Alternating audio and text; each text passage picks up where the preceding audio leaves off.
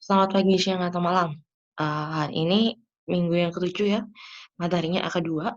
Saya masih meneruskan materi minggu lalu, kita membahas mengenai earning per share and sekuritas dilutif. Sekuritas dilutif sudah kita bahas yang kemarin, sekarang saya bahasnya earning per share dan pengaruhnya sekuritas dilutif terhadap earning per share. Dan langsung mulai aja ya, kalian lihat dari eh, PPT kalian. Nanti kalau ada yang mau kalau ada yang kurang jelas mungkin bisa di-stop atau di-freeze gitu ya. Di-freeze, diapain itu namanya? Diapain sih itu namanya? Di di-pause, oke. Saya start dari slide nomor 57. Oke. Nah, IPS, kita bicara laba per saham. IPS yang dilaporkan oleh perusahaan itu hanya untuk saham biasa aja. Jadi kalau ada saham preferen itu nggak bisa, tidak dimasukkan dalam tidak menghitung IPS untuk saham preferen. Dan yang dihitung IPS itu hanya dari operasi yang berkelanjutan aja. Jadi kalau misalnya perusahaan ada discontinue operation, itu harus dikurangi. Discontinue operation itu operasi yang dihentikan. Operasi dihentikan tuh bisa karena misalnya perusahaan tuh memproduksi suatu produk ya, produk A. Nah, produk A ini ternyata kurang laku sehingga diputuskan untuk dihentikan. Nah, itu harus dikurangi dulu dari operasional perusahaan. Jadi yang dihitung hanya untuk operasi yang berkelanjutan saja ya. Itu untuk untuk IPS. Lalu, nah, untuk IPS sendiri ada yang sifatnya sederhana, simpel, ada yang kompleks, dan ada yang deduktif. Kalau sederhana itu berarti cuma buat saham biasa aja. Ya. Nah, kalau kompleks itu berarti mencakup sekuritas-sekuritas yang bisa memiliki efek dilusi. Nah, kalau yang dilutif berarti ya efek dilusi itu artinya IPS itu menjadi lebih rendah dibandingkan IPS yang dasar. Ya. Minggu lalu kita sudah bahas contoh-contoh sekuritas yang bisa mengakibatkan dilusi. Nah, ini rumusnya. Ini rumus untuk menghitung EPS. Rumusnya di sini ada laba bersih, net income, dikurangi dengan saham preferen. Ya, dividennya saham preferen. Dibagi dengan lembar saham rata-rata yang beredar. Jadi saya bilang EPS hanya untuk saham biasa saja. Jadi kalau ada preferen harus dikurangi. Makanya di sini dikurangi saham dividen preferen. Kalau nggak ada saham dividen preferen ya sudah berarti laba bersih dibagi dengan jumlah lembar saham yang beredar. Nah, jumlah lembar saham yang beredar ini pun ini sifatnya rata-rata. Contohnya apa? Contohnya seperti ini. Ini dia. Nah, kenapa dikatakan rata-rata? Misalnya, kalau dalam 1 tahun seperti contoh ini, itu perusahaan menerbitkan beberapa kali lembar saham. Berarti itu harus pakai yang rata-rata. Tapi kalau dalam 1 tahun full nggak menerbitkan lembar saham yang baru, ya sudah, pakai aja lembar saham yang beredar. Ya. Nah, ini pas kebetulan dalam 1 tahun perusahaan menerbitkan beberapa kali lembar saham. Sekarang kita lihat di sini. Di sini ada informasi 1 Januari. Saldo awalnya itu ada 100.000 lembar saham. Ini bukan dolar, bukan rupiah ya, lembar saham. 1 Maret menerbitkan lagi 20.000 lembar saham secara tunai, nilainya 20.000, di total jadi 120.000. 1 Juni itu menerbitkan saham tambahan, di sini dalam bentuk dividen saham 50%. Nah, dividen saham itu dalam bentuk persentase. Kalau dikatakan ada 50% dividen saham, artinya perusahaan itu menerbitkan saham baru sebesar 50% dari total lembar saham yang beredar saat itu. Sampai 1 Maret, Maret, sampai akhir Mei itu kan ada 120.000 lembar saham yang beredar. Ternyata 1 Juni menerbitkan 50%. Berarti yang diterbitkan adalah 50% dari lembar saham yang beredar pada saat itu, yaitu 50% dikalikan 120.000. Makanya 60.000. Paham ya? Jadi, kalaupun nggak diberitahu angka 60.000, kalian harus tahu, maksudnya ini adalah kalau dividen saham itu pasti menerbitkan lembar saham yang baru berdasarkan berapa persen dari jumlah saham yang beredar pada saat tersebut. Jadi 50% dikalikan 120.000 ketemu 60.000. Ya, 50% lembar saham itu 60.000 lembar. Nah, ini dimasukkan jadi 60.000 kan total 180.000. Ternyata 1 November menerbitkan lagi 30.000 saham tunai, tambah 30.000. Totalnya tinggal 1 Desember, total aja. Jadi 180 tambah 30 jadi 210. Itu total lembar saham yang beredar. Yang kita masukkan di rumusnya IPS itu bukan total lembarnya, tapi rata-ratanya. Rata-rata lembar saham yang beredar. Sekarang kita lihat di sini. 1 Januari sampai 1 Maret itu 100.000 dari mana? 1 Januari sampai tanggal beredarnya lembar saham berikutnya, 1 Maret ya. Jadi 100.000 kalikan restatement-nya pengalinya adalah 1,5. Dari mana? Jadi kan sampai 1 Juni ini kan ada 50% lembar saham. Berarti itu 1 plus 50%. Jadi 1,5. Ya. Lalu fraction-nya dari 1 Januari sampai 1 Maret berapa bulan? 2 bulan. Dikali 2 per 12 ketemunya 25.000. 1 Maret sampai 1 Juni itu 120.000 dari mana? Dari sini.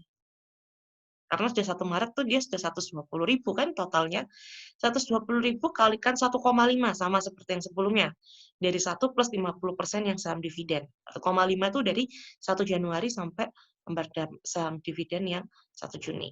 Ketemu 3 per 12. Nanti tinggal dikalikan jadi 45.000. 1 Juni sampai 1 November itu 180.000. Kan sudah tidak ada lagi dividen saham di sini. Berarti di sini kalikan 1. Ya, kalikan 1. Ya.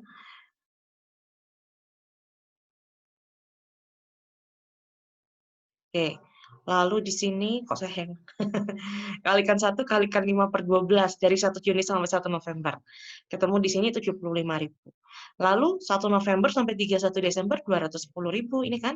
Kalikan 1 ketemu 2 kalikan 1 kalikan 2 per 12 ketemu 35.000 di total jadi 180.000. Nah, ini nanti yang dimasukkan ke dalam rumusnya IPS. Jadi dibaginya laba bersih dikurangi dividennya preferen dibagi dengan 180.000. Jadi jangan digunakan yang ini, jangan gunakan 210 tapi gunakan 180 untuk menghitung IPS. Saya itu hanya masalah lembar saham yang beredar rata-rata. Nah, sekarang kita lanjut. Kompleks. Gimana kalau struktur modalnya itu kompleks, punya IPS dasar dan punya IPS dilusi. Rumusnya ini. IPS dasar tuh yang tadi kita bahas. IPS ini dasar. Ya, dari laba bersih dikurangi dengan dividen preferen dibagi dengan rata-rata lembar saham yang beredar.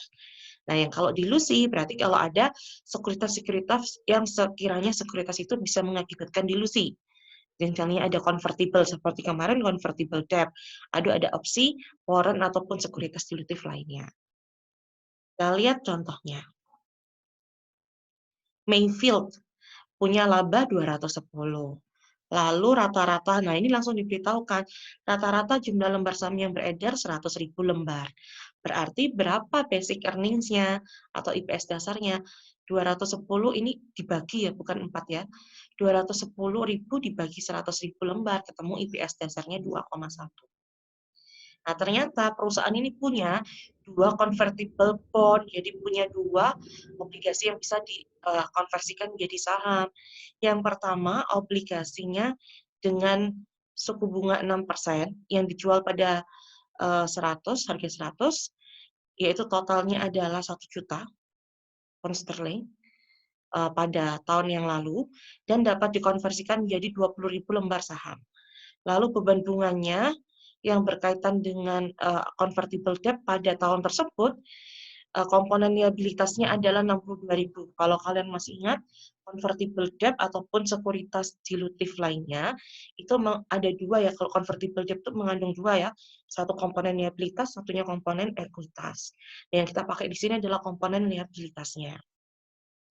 Lalu, yang kedua, jadi obligasi yang kedua itu yang 7% suku bunganya. Jadi ada 2 obligasi yang satunya 6%. Ini dia. Satunya 6%, satunya 7%. Jadi ini obligasi yang pertama, ini obligasi yang kedua, oke? Nah, obligasi yang kedua ini 1 April. Kalau yang pertama kan prior year ya, berarti tahun sebelumnya. Lalu di sini komponen liabilitasnya, liability komponennya, kalau yang pertama itu ini, 62.000, yang kedua itu ini. Ini yang kita pakai. Dengan tax rate-nya 40%. Ya, saya. Nah, sekarang kita lihat. Wait, oh clear.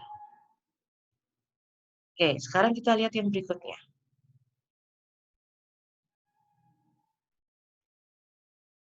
Oh, error kah? Oh, enggak. Ini basic IPS-nya. IPS dasar.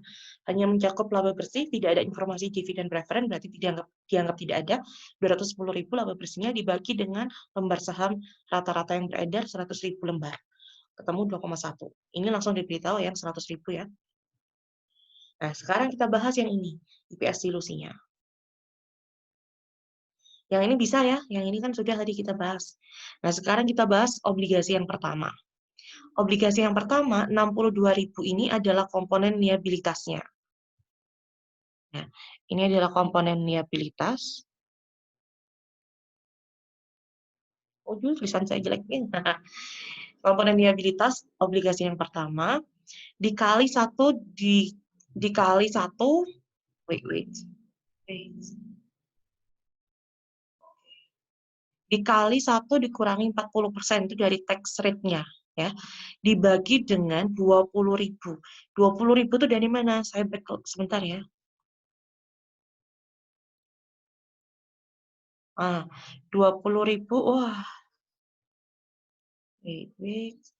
Saya hapus dulu yang itu. Oke. 20.000 itu dari ini dia. Yang obligasi yang pertama 20.000 yang 6% itu bisa dikonversikan menjadi 20.000 lembar saham. Makanya dibagi 20.000. Yang kedua bisa dikonversikan menjadi 32.000 lembar saham ya. Kita ingat-ingat. Kalau saya kecepatan, ulang lagi ya, di back ya. Lalu kalian pause. Oke. Silakan ditonton, download dan segala terserah kalian. Nah, sini 62.000 ini liabilitas komponen liabilitasnya dikali 1 dikurangi 40% dibagi 20.000. Karena dia bisa dikonversikan menjadi 20.000 lembar saham biasa. Nanti ini kalau dihitung hasilnya 1,86. Nah, obligasi yang kedua itu seperti ini. 80.000. Wait. Kayaknya tadi. Oh ya, 80.000 betul ya. Komponen liabilitasnya 80.000 betul. Dikalikan 1 dikurangi 40%. 40% itu tax rate-nya. Dikali 9/12, kalau nggak salah tadi startnya 1 April, ya kan? Jadi dikali 9/12 dibagi dengan 24.000. 24.000 kah?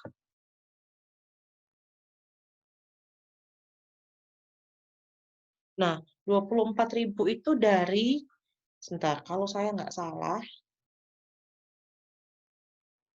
Nah, 24.000 itu dari sini, 32.000 dikalikan 9/12. Saya tuliskan di sini. Wait. Angkanya saya munculkan dulu. Oke.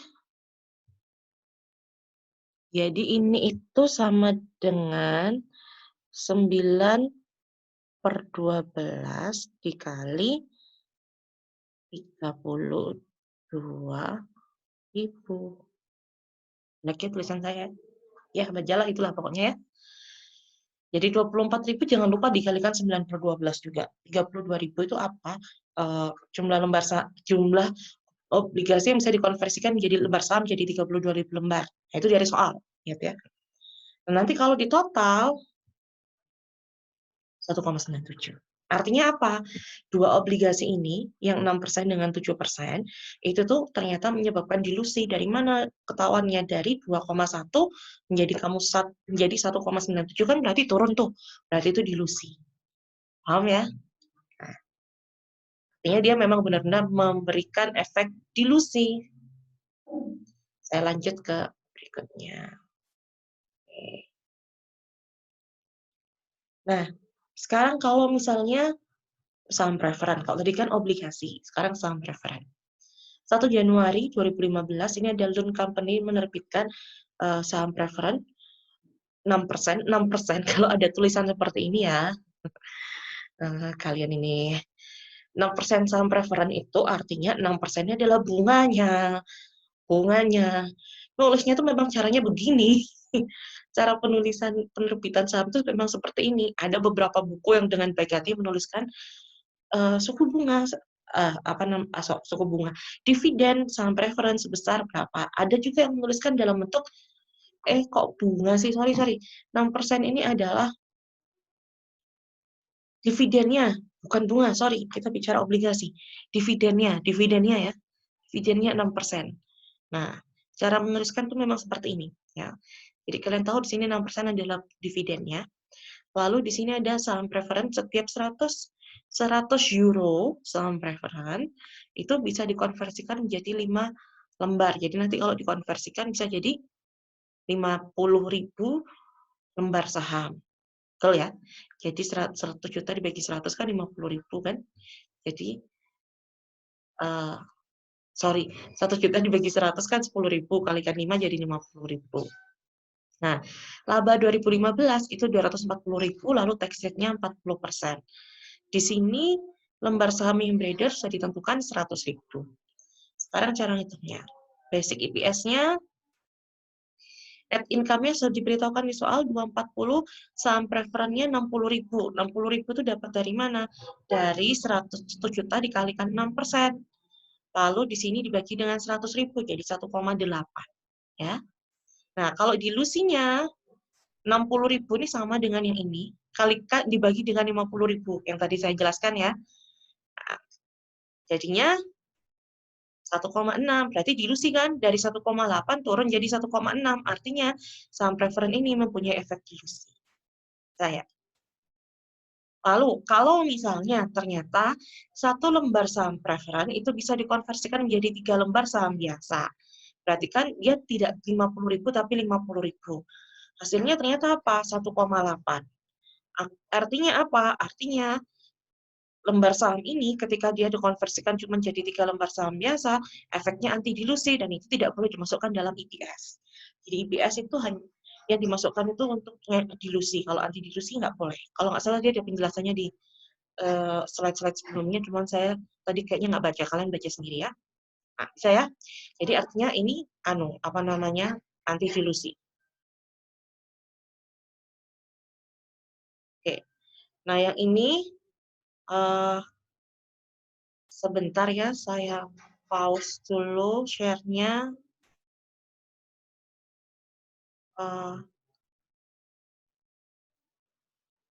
Oke, saya lanjut ya.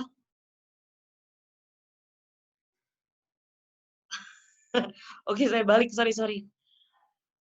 Technical, oke. Nah, ini dia. Lanjut ya. Nah, sudah kan? Mana tadi? Yang terakhir.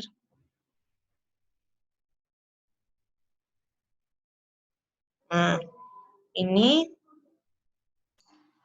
labanya itu adalah contohnya ya. Contohnya. Ubits punya laba 220.000. Ini adalah Ukraina. Simbolnya Ukraina, saya nggak tahu bacanya apa. Wah, itulah pokoknya.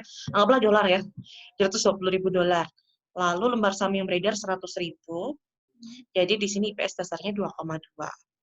Nah, di sini itu bisa